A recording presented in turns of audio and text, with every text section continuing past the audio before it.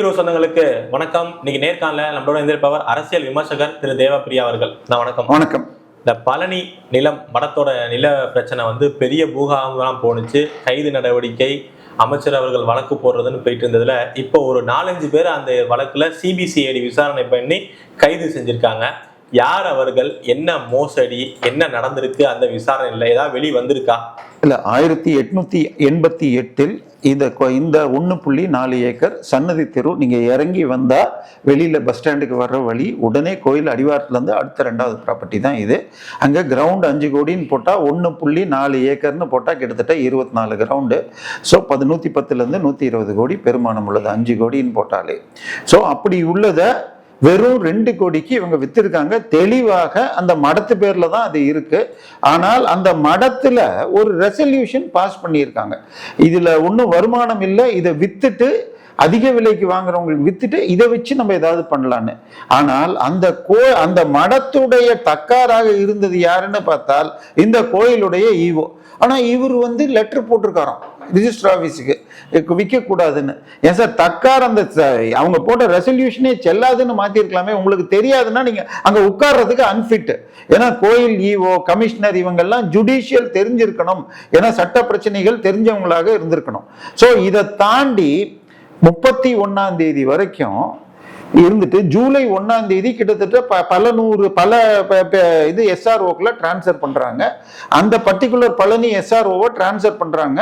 But transfer ஆனா இப்ப அந்த ஊர்ல இருக்கிறவர் இந்த ஊர்ல சேர்ற வரைக்கும் நான் போக முடியாது. ஏன்னா இது ஒரு சப் ரிஜிஸ்டர்லன்னா தினம் 50-100 பேர் வீடு விற்கிறது, வாங்குறது, கல்யாணம் பதிவு பண்றது இருக்கும். அதனால அவர் அடுத்தவருக்காக வெயிட் பண்ணிட்டு இருக்காரு. அப்ப இந்த இது வருது. இது வந்த உடனே அன்னைக்கு இருந்தவரே எல்லா வேலையும் முடிச்சிட்டாரு. ஓகே பண்ணலாம், எல்லாம் டிக் அடிச்சு வச்சுட்டு ரிஜிஸ்டர் பண்ண அன்னைக்கு இவரை லீவ்ல போங்கன்னு சொல்லி 100 கிலோமீட்டருக்கு அந்த பக்கம் கொடைக்கானல்ல இருந்து ஜஸ்டின் மணிகண்டன்கிறவர் அனுப்புறாரு. அவரு அன்னைக்கு இதை பதிவு பண்ணியிருக்காரு. இது மட்டும் இல்லையா, இன்னொன்னு அதுக்கு முன்னாடி வரேன். இப்ப நீங்க பதிவு பண்ணணும்னு வச்சுக்கோங்க, ஆன்லைன்ல அப்ளை பண்ணும். ஆன்லைன்ல அப்ளை பண்றப்ப எய்தர் விற்கிறவரோ வாங்குறவரோ 2 பேர்ல ஒருத்தர் அப்ளை பண்ணலாம். ஆனால் யாரு பண்றாங்களோ அவங்க முதல்ல அவங்களுடைய ஆதார், போட்டோ, பேன் கார்டு நம்பரை கொடுக்கணும். அப்புறம் வாங்குறவங்க பேன் கார்டு, ஆதார், போன் கொடுக்கணும். அதுக்கப்புறம் விட்னஸ் உடைய இது இப்படி போய் அப்புறம் பேமெண்ட் கொடுக்கறப்ப செக் நம்பரை போட்டு எந்த பேங்க்ல எடுக்குன்னு கொடுக்கணும். இதுல ஏதாவது ஒண்ணு நீங்க ஃபில்அப் பண்ணலன்னு சொன்னால் அது அடுத்த ஸ்டெப்புக்கே போகாது. ஆனா இந்த டாக்குமெண்ட்ல இது பாருங்க, செக்கு 50 லட்சம்னு 4 செக்கு கொடுத்ததா காட்டுறாங்க. ஆனா எந்த பேங்க்னே இல்லை. இப்படி இருந்தா பாஸே ஆகாது. ஆனால் இது எல்லாம் இந்த ஸ்டாம்ப் பேப்பரை ரெடி பண்ணது முன்னாள் திமுக அமைச்சர் சக்கரபாணியுடைய சொந்த ஊர்ல. அவருக்கு தொடர்புனாங்க. இதுல விட்னஸாக திரு லக்ஷ்மணன் சொல்லி திமுக உள்ளூர் வட்ட தலைவர் ஒருத்தர்.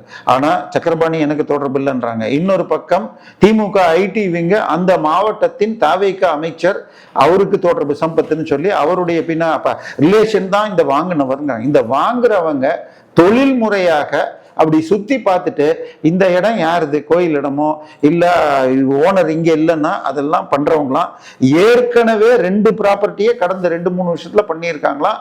அதுல 10 ஏக்கர் பழனி சண்முகா நதி பக்கத்துல இருக்கிற கோயிலுக்கு சொந்தமான இடம்ன்றாங்க. இப்ப சிபிசிஐடி பார்த்துதான் இதை கண்டுபிடிச்சிருக்காங்கன்னா அப்ப கோயில் என்ன பண்ணிருக்கு, அந்த ஆளுக்கு ப்ரமோஷன் கொடுத்து இப்ப மெட்ராஸ் கொண்டு வந்திருக்காங்க.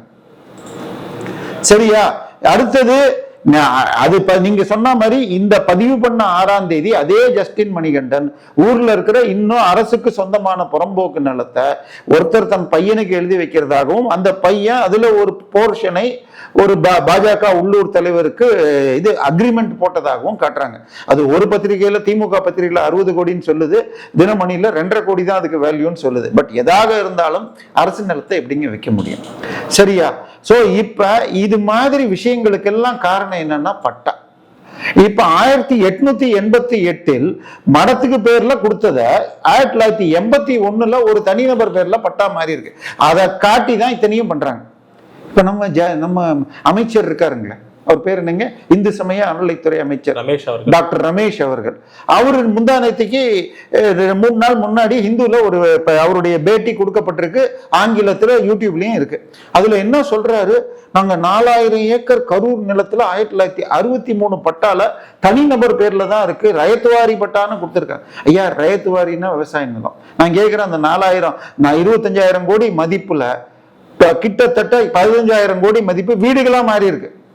இன்னொன்னு அது அதை தெளிவா சொல்றாரு, நாங்க கொடுத்தது 400 பேருக்கு தான்.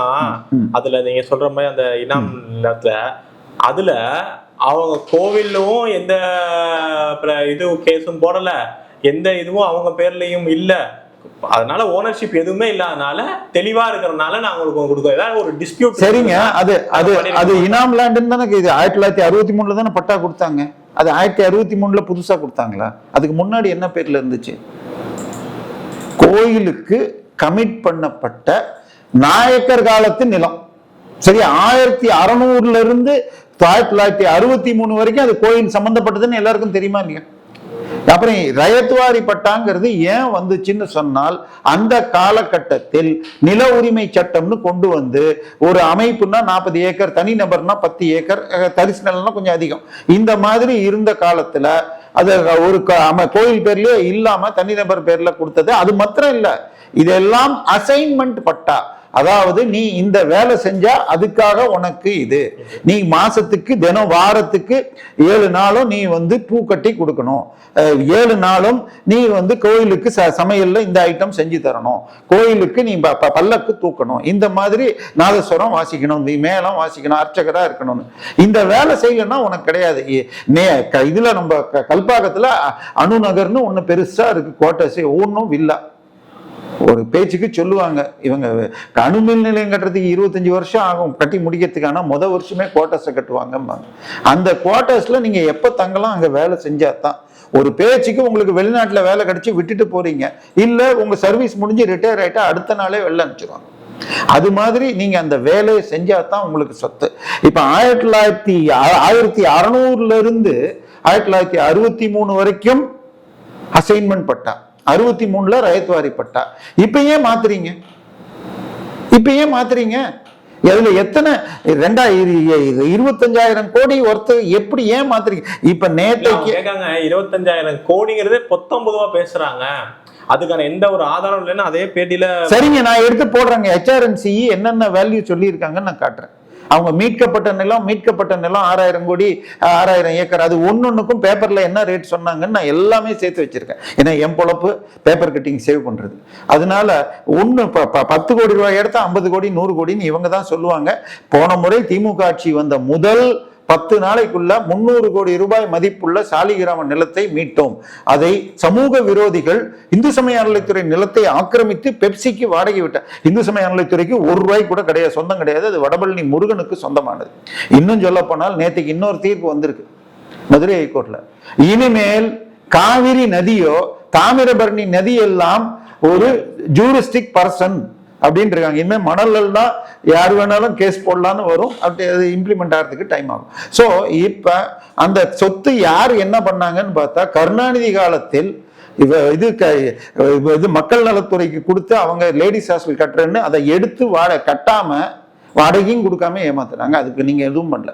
நான் சொல்றது முதல்ல வெள்ளை அறிக்கைன்னு சொல்லிட்டு இதுக்கும் நிதித்துறைக்கும் இதுக்கும் கொடுத்துருக்கீங்க. திமுக ஆட்சியில என்ன மீட்கப்பட்டது, வெள்ளை அறிக்கை கொடுங்க. இன்னொன்னு, நேத்தைக்கு இதுக்கு இப்ப கரூர்ல பழனி கோயில்ல 1981 பட்டா மாறினதுனாலதான் ஹைகோர்ட் வரைக்கும் இந்த தீர்ப்பு வந்திருக்கு. அதே மாதிரி நேத்தைக்கு இப்ப புறம்போக்கு நிலத்தை இப்ப சேல் அக்ரிமெண்ட் போட்டாலும் பட்டா ப்ராப்ளம் தான். இந்த பட்டாக்கள் எல்லாம் 1863 முதல் முறை பிரிட்டிஷ்ல பண்ணதை ஆன்லைன்ல ஏத்துங்க சார், எல்லாரும் பாக்குறோம். ஒரு கோயிலுக்கு என்னென்ன சொத்து இருக்குன்னு எல்லாரும் தெரிஞ்சா எல்லா பக்தரும் பார்த்துப்போம் சார். சாமி விக்கிரகங்கிறது ஒரு குழந்தை சார், மைனர் குழந்தை. அந்த குழந்தையுடைய சொத்தை நீங்க HRNC கொள்ளையடிக்கிறீங்கன்னா அட்லீஸ்ட் நாங்களா தடுப்போம் சார். சார், பழனி கோயிலுக்கு ஒரு தொழிலதிபர் 1000 கோடி ரூபாய்க்கு டி எஸ்டேட் உட்பட எழுதி வச்சார். நிற்கவே இல்லை. இப்ப கேட்டா அவர் அதை கேன்சல் பண்ணிட்டாருங்கிறாங்க. அந்த உயில் எப்படி எழுதப்பட்டது? இன்னைக்கும் அவர் உயிரோடு இருக்கிறார். அவருடைய வால்பாறை எஸ்டேட் பேரே முருகன் எஸ்டேட் தான். நானே இந்த எஸ்டேட்டை பார்த்திருக்கேன். இது மாதிரி எத்தனை இடத்து சார் நான் சொல்றது? குயின்ஸ்லாண்டை பத்தி எத்தனை தடவை சொல்றது? குயின்ஸ்லாண்டு பாக்கியை பத்தி சொல்றதுனால திருவண்ணாமலை அதுக்கான நில பாக்கி கிட்டத்தட்ட 20 கோடிகள் இருக்கு பாக்கி, வாடகை பாக்கி. அதை கைவிடுறதுக்கு அறநிலையத்துறை துணிந்து விட்டதுன்னு சொல்லிட்டு டெம்பிள் ஆக்டிவிட்டிஸ் உங்களை மாதிரி சார், திருவண்ணாமலை அருணாச்சலேஸ்வரர் கோயிலுக்கு நம்ம அடையார் எங்க இது மலர் ஹாஸ்பிட்டல், அதுக்கு எதிர்த்தாப்புல இருக்கிறது அருணாச்சலேஸ்வரர் நகர்னு பேர். அது அத்தனையும் சட்ட விரோதமாக ப்ராப்பர்ட்டி போட்டு வித்திருக்காங்க. அதை மீட்டால் இன்னைக்கு 5000 கோடி வருது. அதே மாதிரி கேன்சர் ஹாஸ்பிட்டலுக்குள்ள 30 கோடி நிலத்தை பத்தி இப்ப எழுதியிருக்காங்க. சார், அது நல்ல விஷயத்துக்காக நடக்குதுன்னு ஆர்கியூ பண்ணாலும் அது கோயிலுக்கு சொந்தமானதுன்னு போர்டு இருக்கணும். அதுக்கு ஒரு மினிமம் வாடகையாவது வசூல் பண்ணணும்.